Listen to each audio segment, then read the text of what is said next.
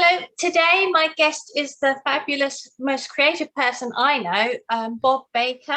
He is an author of a number of successful books. He is a visual artist, he is a musician, he's an actor, he's a tutor, he's a YouTuber, Instagrammer, tweeter, anything and everything.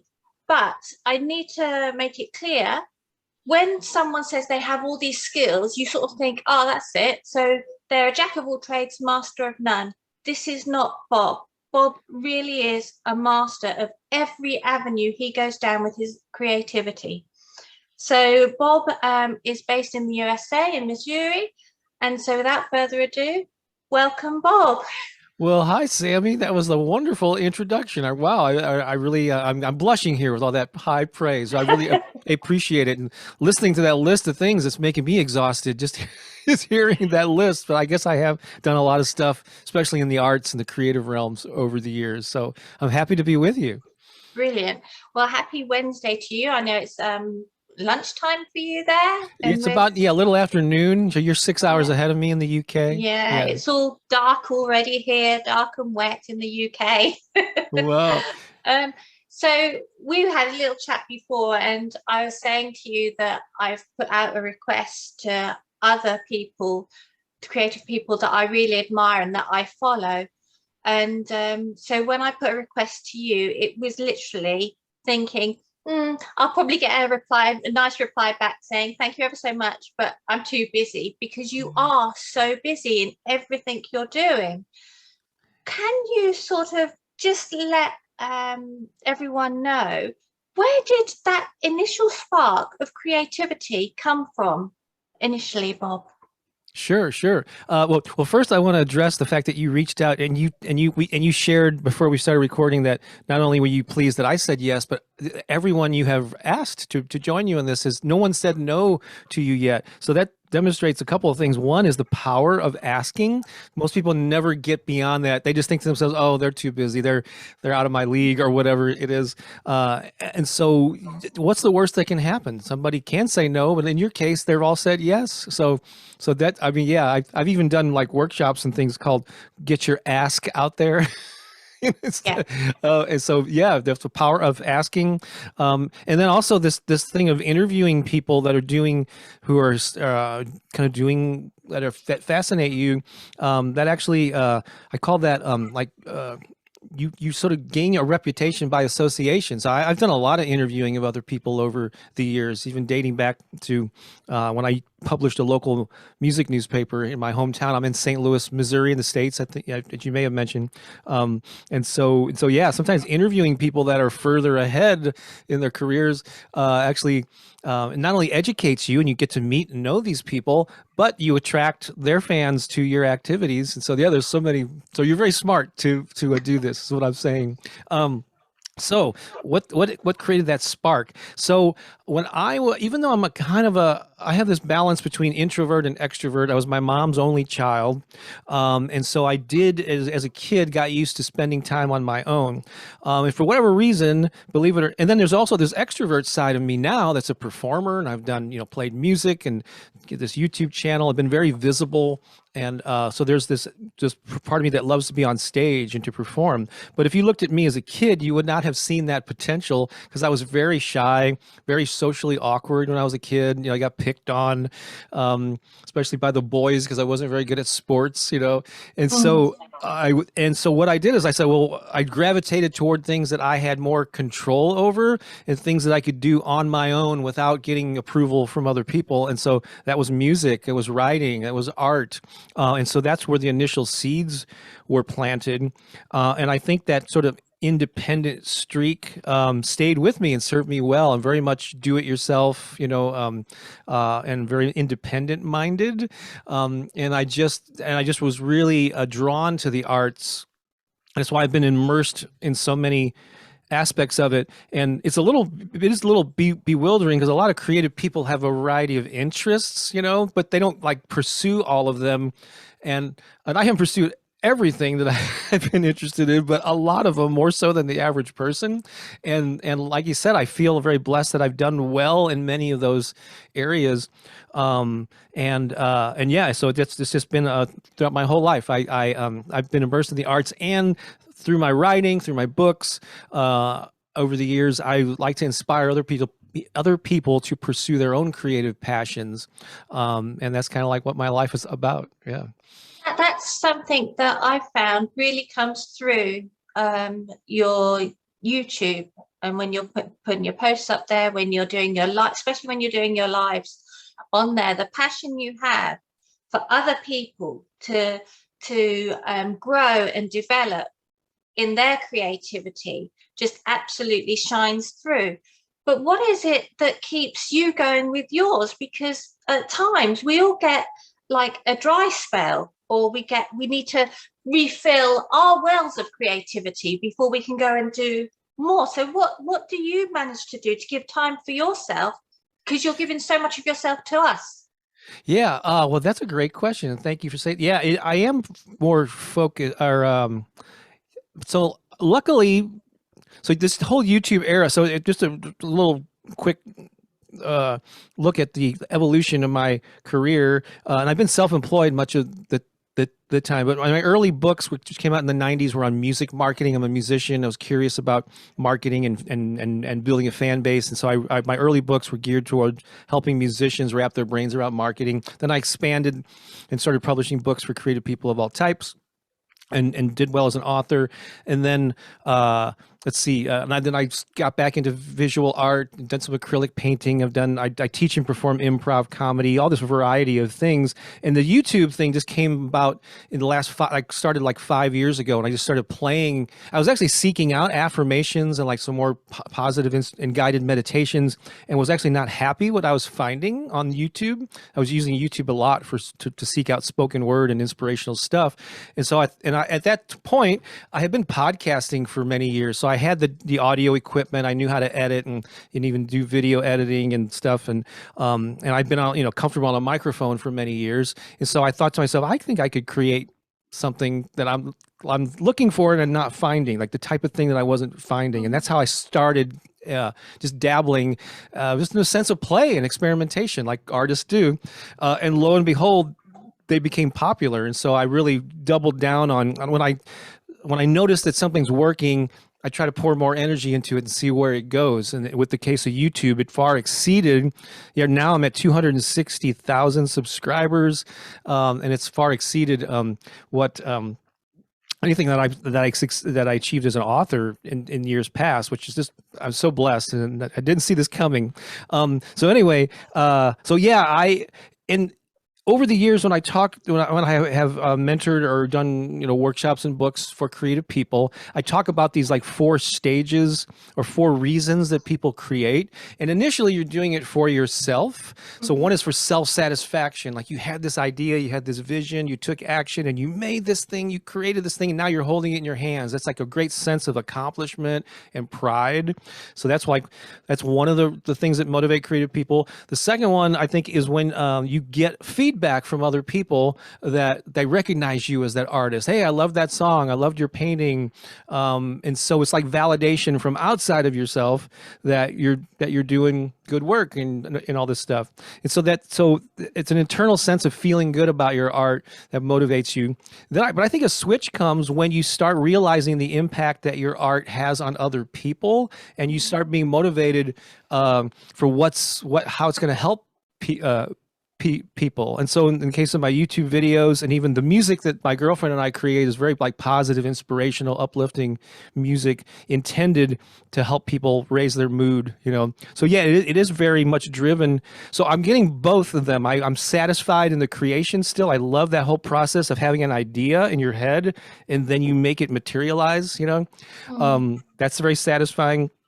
But then the added benefit, and what's probably becoming more and more important to me, is how my work is impacting the lives of other people in a positive way. And so that's a motivation. So that's a factor that keeps me driven. Writer's block is not really like something that's really plagued me. Like I have more ideas than I have time to act on. However, one of the benefits of doing a variety of things is if I start getting a little burnout, let's say in music, maybe I've been diving into recording and so I'm losing, temporarily losing my excitement for a music project, I can switch over and do some visual art. I can switch over and do something else, but I'm almost always creating and and I don't think it rarely gets to the point where I feel like I'm under pressure, like I have to, and because of the success of the YouTube channel, I monetize those videos. And so it's nice to be in a position, where I'm not having to work and grind to pay the bills. I mean, there was many times in my life when I had to do that. So I know what that's like to struggle and wonder how you're going to pay the utilities and all that. But I'm at a very nice position. And so my workload, while I do keep busy, it's not like I can still sleep in when I want to, make my own schedule. There's certain things that I feel I do, I get out two videos. We stream live once a week. I get one or two podcasts out. So there's some things that I do stay, but to me, it's not like an overbearing schedule. Does that kind of answer your question? Yeah. Absolutely. Absolutely. I was thinking I said to you earlier that I've been listening in and out from about 2018, but especially from 2019. But what I found was when we went into the first lockdown, the community that you had created through your YouTube channel, even though everything seemed really bleak and like we just weren't getting anywhere, and everyone, it was all so much of an unknown with the COVID, coming to your channel and the community that you had created, there was so much creativity within there. There was so much joy within there. Was so much hope within there that I think, for speaking personally for myself, that was something that got me through that first year of COVID. Thank you for saying reading the comments of all the other viewers of your channel, I think it was very similar. The community was a very uplifting place to be, that you could go there, sort of get a refill of thinking it's going to be okay. We are going to be okay. And then get on with your day. Yeah. Was that an intention or happened by chance? Well, I early on in the pandemic, like in March of 2020, I did a few videos direct, like I did one about how to build your, a health one about building your immunity, how to deal with crisis, so I was, there are times when I let current events influence the topics of some of my videos. But it's funny, some people early on in the pandemic said, when everybody had to stay home and whatever, we're watching Netflix and all this stuff, people were saying, "Oh, you're really gonna do well." And it's interesting, in the initial months of when everything first went into lockdown, my views actually went down. It's like half, and I was like, and it's like going the opposite direction that you would think. But I think it's because people were initially just like preoccupied by this new thing. They were probably focused on the news. But then after a couple of months, then it went back up, and then it far exceeded what I had hit before.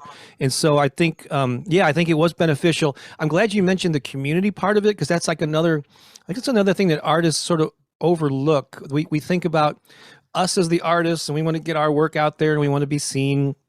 And sometimes you have communications one-on-one with your fans, which is a wonderful thing when you can hear directly from them, meet them at an art show, DMs, email, whatever, and people let you know how your work has touched them, which is really cool.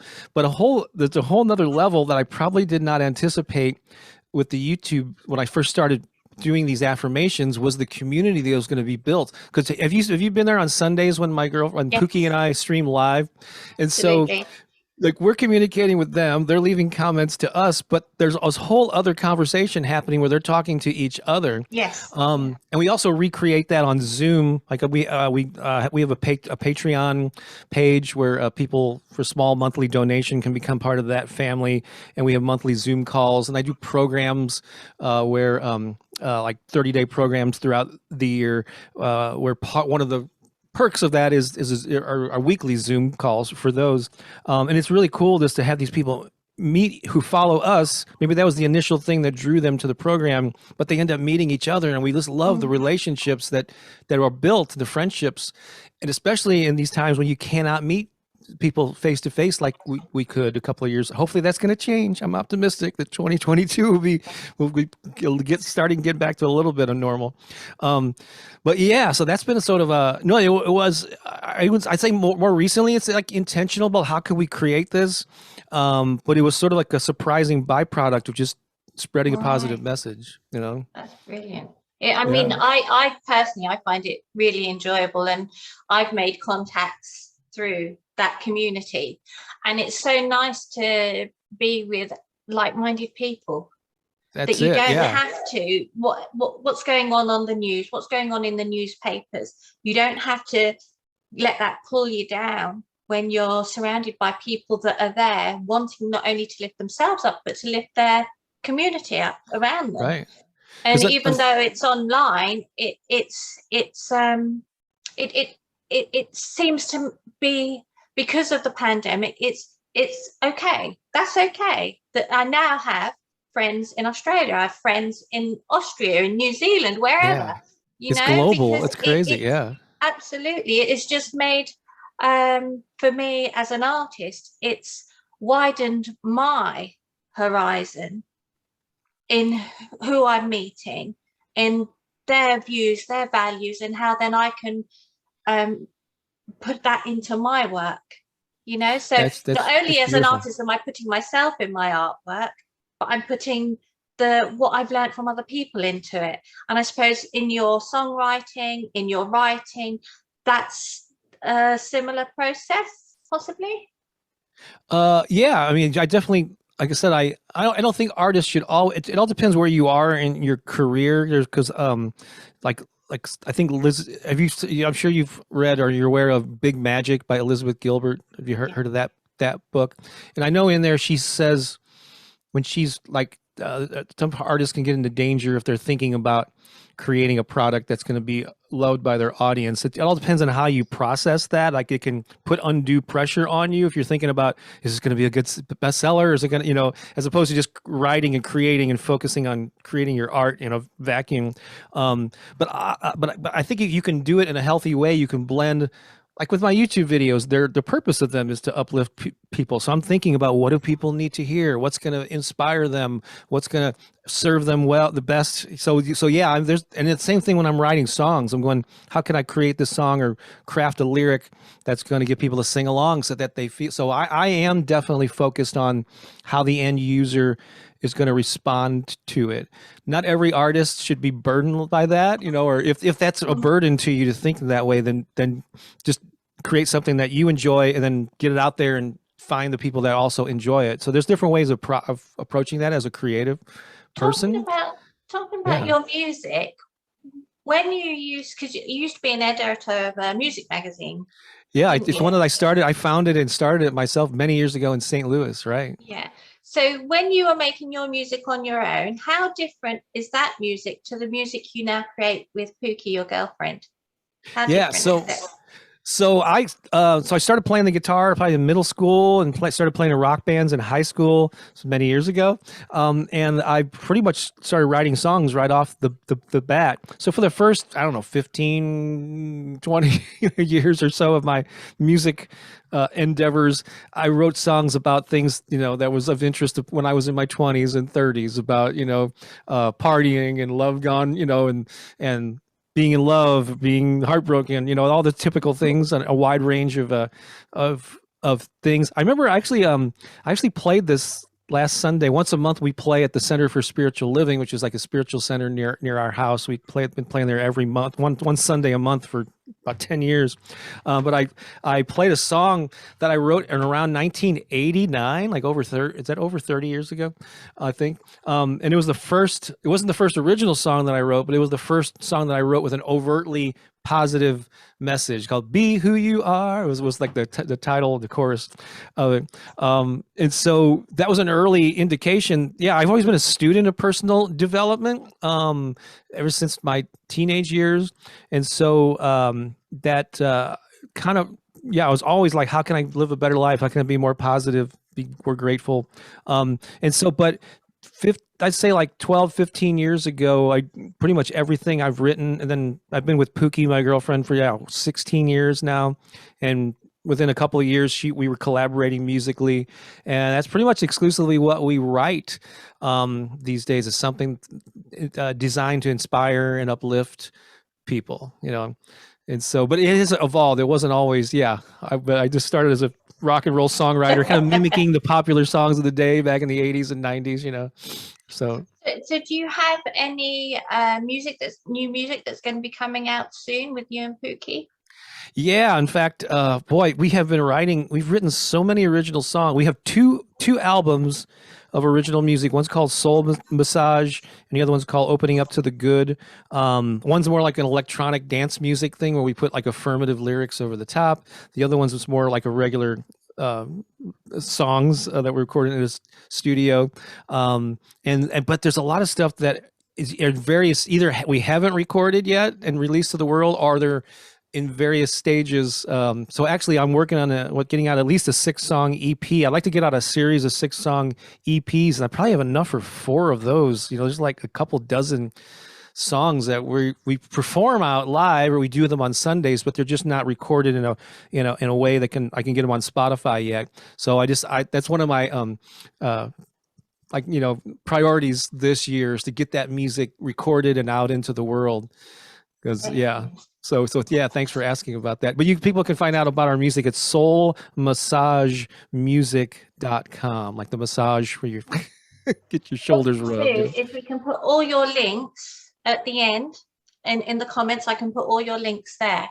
So everyone can come back and look on and click on and take them to wherever they need to go. That would awesome. be brilliant. I'll get those to you. Yeah. Lovely. We're getting a bit low on time, so I just want to ask another question. If you could ask one question of one person, living or dead, who would that person be, and what would the question be? Wow, that is really I did not see that coming. Wow. Who? Oh, geez. A question. Well, since I'm talking, I keep on thinking about Leonardo da Vinci or Vincent van Gogh or something, because I know Wayne Dyer was an author who really influenced me, but I got to meet him briefly and get him to autograph my book. But I got to tell him, how the impact that he had on my life.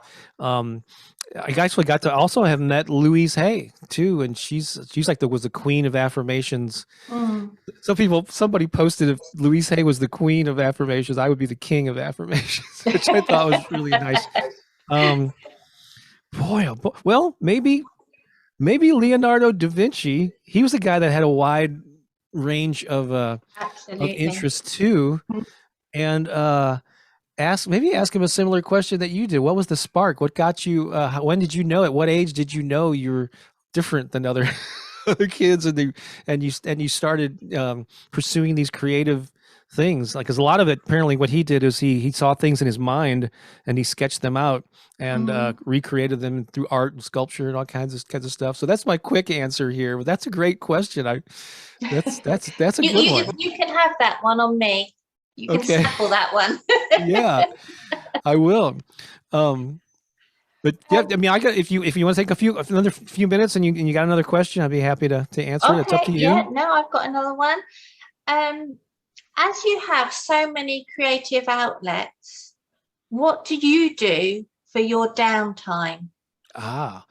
That's a good question. So, I try to get out. So yeah, a couple of things, and these are like basic things that are also, I just realized, are good for like mental health. And if somebody's going through depression, these are the same things that I would recommend. And so one is to stay active, like get outside in nature, get outside in the fresh air.